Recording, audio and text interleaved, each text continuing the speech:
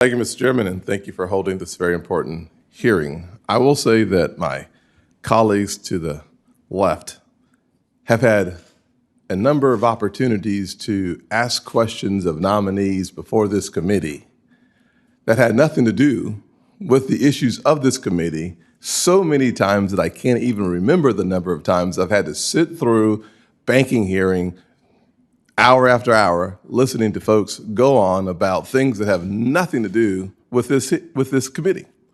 I would say that the comments that have been made by these noms, or at least a couple of them tweeting about the police, have everything to do with housing. The fact of the matter is housing is incredibly important, but safety in the place where you live is number one. And so when you have folks talking about defunding the police, you are actually making the housing issue and the desire for home ownership and for a good, safe place to live issue number one. I can't imagine something more important than safety in the place where you live. And having lived in some of the poorest parts of South Carolina, I can tell you firsthand that the one thing no one living in the communities where I grew up is asking for defunding the police. Not a single person, not one. I'll say this, that you look at the most recent polls and surveys done, more than 80% of African Americans, I think it's 81%, has said very clearly they want the same level of policing or more policing, and that is consistent throughout every demographic in this country.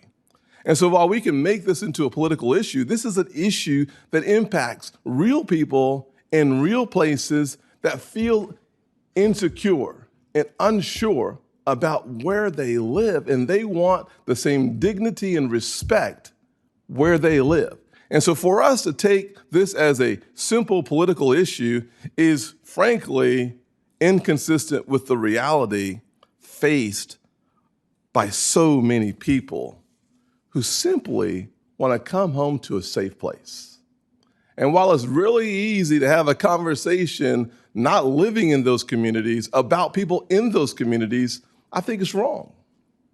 I think it's wrong, and not only do I think it's wrong, you can look at what's happening all across the country, and those folks who wanted to defund the police are now trying to find a way to refund the police. You think about Minneapolis with a 90% increase in violent crime and homicides. You think about the fact that they are now saying, wait a second, cutting the police may have been a really bad idea. Baltimore, there are almost 400 officers in a shortage.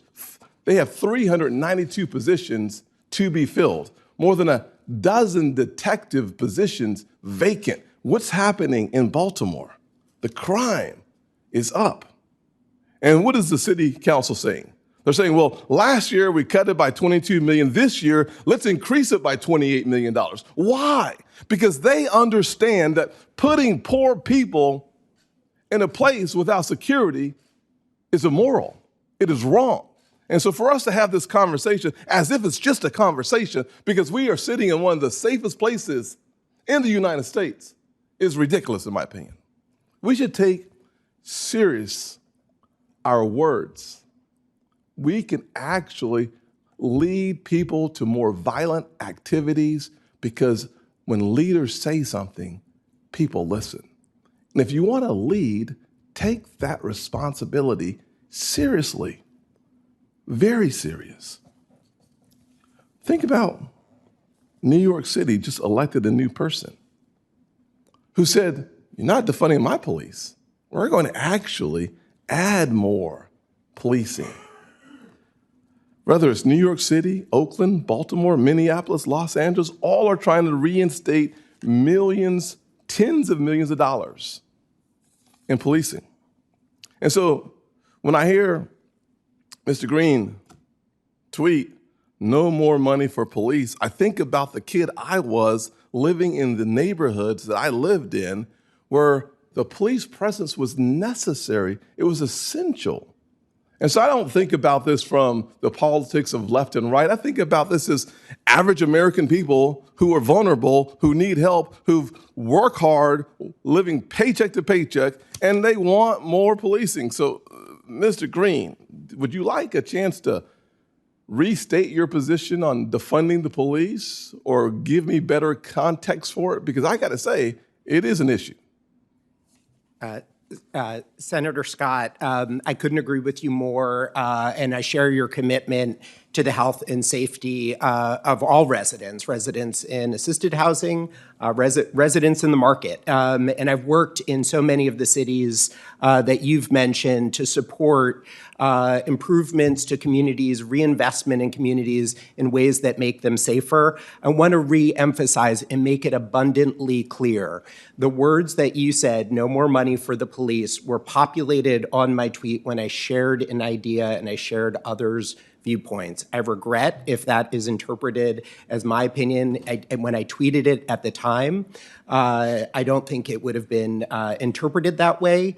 And I also don't think about this as the politics of left and right. As I said, one of my priorities, actually my number one priority, if I was fortunate enough to be confirmed, would be to harness the incredible talent at the Office of Policy Development and Research to better understand the needs and priorities of people and communities on the ground. So thank you so much for your commitment, and it's a commitment I share. Mr. Chairman, I know I'm out of town. I'm going to finish with this statement right here. I'll tell you that I will debate anybody on funding the police at a proper level any day, anywhere, at any time, period. I'll say this as well.